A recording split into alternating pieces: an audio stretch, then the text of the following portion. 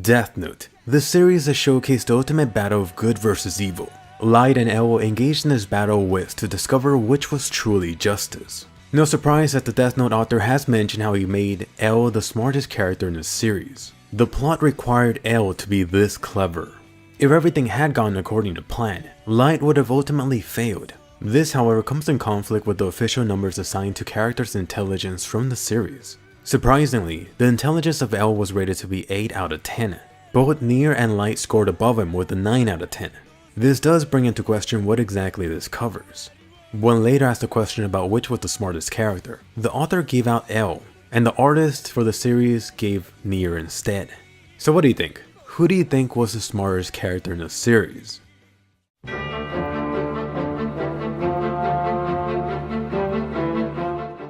You know that lovable apple-eating Shinigami as Duke. He's pretty carefree and looks like a demon wearing a trash bag with wings. Interestingly, the Duke's appearance you see in the series is completely opposite to what was originally planned. The author Obata had initially made Duke look much more human. Take a look. If you look at his face, he even resembles Light a bit. The rest of his body, however, looks like something you see out of Frankenstein. It seems that this Duke is made out of one single body. Only pieces and chunks have started to decay. But anyway, why was this ultimately changed? The author Oba felt that having two very handsome leads would distract the audience from focusing on Light. Poor Ryuk, he wasn't allowed to look human in the end.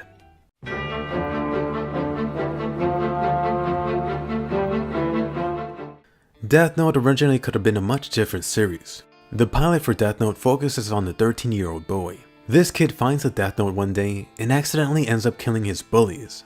The detectives in the series were also able to relate these various heart attacks back to a case in the 70s, so it seems Ryuk got bored every couple of years. Notably, in this series, there was also this extra rule that the owner could not die via their own notebook. That would have definitely come in handy. If you've seen the recent live-action Netflix movie, you saw that there was actually a way to save people from the Death Note, but they didn't do it first.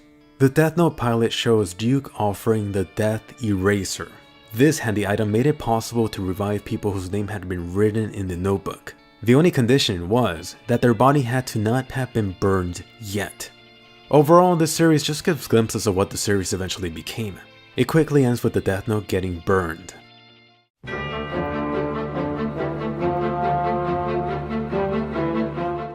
If you're watching this, you've definitely checked out the Death Note anime, and who knows, it might be in your top 10 anime. The man you could give thanks to giving you such an awesome series is Tetsuro Araki. His name may not sound familiar, but I just bet you that one of his other series could be one of your favorites. Araki has directed Boobs and Zombies, otherwise known as High School of the Dead, the action-packed Black Lagoon, The Mist that was Guilty Crown, that Attack on Titan clone on trains, Cabaneri of the Iron Fortress, and of course Attack on Titan Season 1 and Season 2. He also did work on the Levi No Regrets series. And yes, Araki's coming back for Attack on Titan Season 3 and Season 4. By the way, Araki has worked on SAO too. Pretty awesome.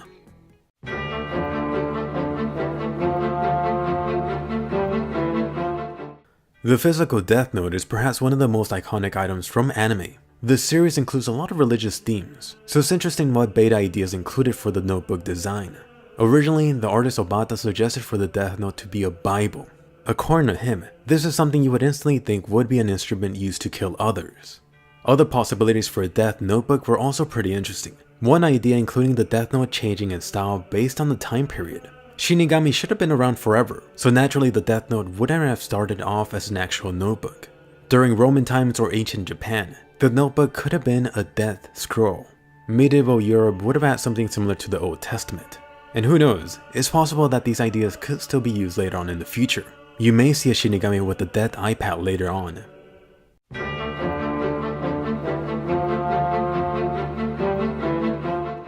Death Note provides you with a lot of religious imagery and themes. The series notably has a very prominent use of crosses. They're practically everywhere if you read the manga.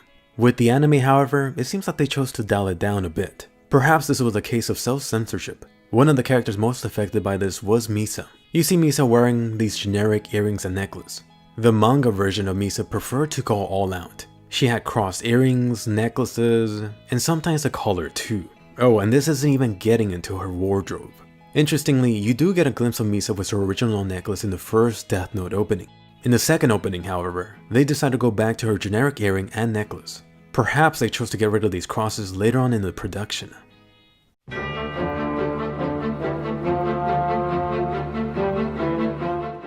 It has been over a decade since you were blessed with the Death Note anime. It's become one of the most popular series of all time. There's a good chance that it might have been one of your first too. Naturally, Death Note has been adapted into live action. The first two Death Note movies tell a condensed version of the series. Mello and Nier were never introduced. It was completely focused on Light versus L.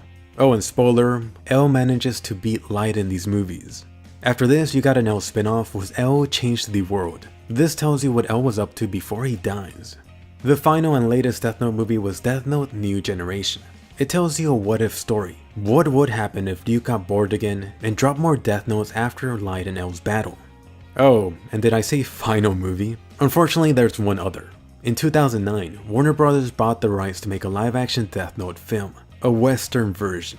The project wasn't going anywhere for years, so they decided to cancel it in 2015. If you're watching this, you might have already suffered through the Netflix Death Note movie. They bought the rights to the project and took over. Unsurprisingly, this Western Death Note version has not been loved. This movie had an estimated $40 to $50 million budget. One just wonders where the money even went to.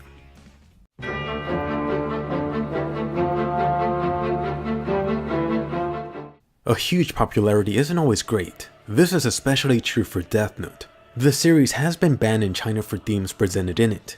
It all began with students in various regions taking self-made Death Notes, and then teasing their friends and teachers about writing their names in it. I'd imagine that most of these kids were just being kids and screwing around, but unfortunately a decent chunk were done in malice. Although this is not a unique story, especially here in the US.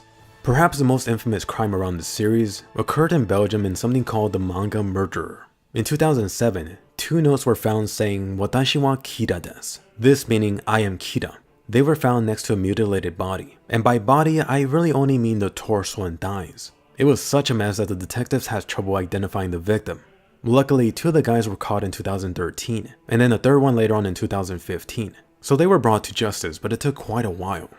Thankfully, the worst of these was stopped early on. In 2015, someone got caught with a death note that had the names of teachers and students in Australia. Of course, it detailed how he wanted to take them all out. The notebook even detailed his master plan and how he would set up bombs around the school to kill as many people as possible. Once again, I'm really glad someone caught this guy very early on.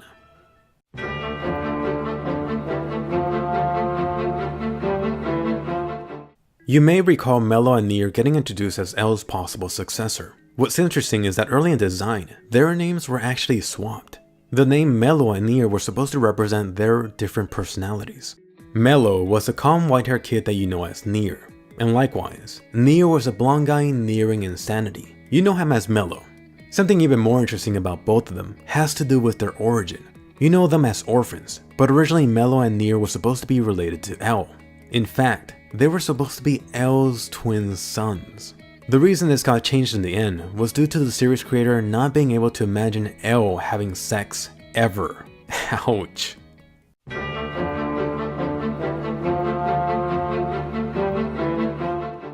As with most manga or anime series, there's quite a lot of ideas being thrown around in the editing room. Death Note is no exception. Fans of the series in general love everything up until L's death. The fandom is then split on what happens after with Mello and Nier. There's such a shift in the series, so what was the reason for this? The following series after Death Note by the author strongly hints at an answer. You might be familiar with it, Bakuman. If you've never seen the series, just know that it involves creating manga. During the series, there is this placeholder for a certain manga series. They mention how they're pressed by the editor to continue dragging on the story past the main rivalry. Sound familiar? Finding out that Death Note was really pushed and forced past the Light vs. L conflict wouldn't be surprising at all. This would mean that Light's world would have been a reality after L died. No one would have been left to oppose Light. It would have just been him and fun times with his blonde girlfriend. But get this, another possible ending has been confirmed. Originally, Mello was supposed to be the victor at the very end. Nier winning, that was really just a last minute change. And what makes this even more weird or funny is that both the author and artist preferred Mello a lot more to Nier. If either of them had disagreed about Nier surviving, then they would have gone with the original ending of making Mello the winner. In either case, it is worth wondering about what could have been. Imagine a world where Light is the supreme victor, or perhaps a reality where Mello takes over as L. Perhaps the best case scenario would have been L winning and simply carrying on as usual.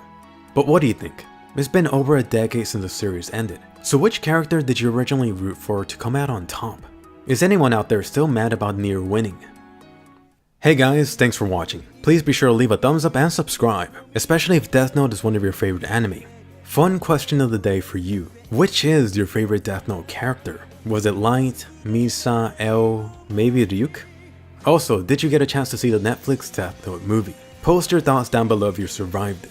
I do suggest checking out my recent facts video on Kimi no Na wa, and I'll see you guys later.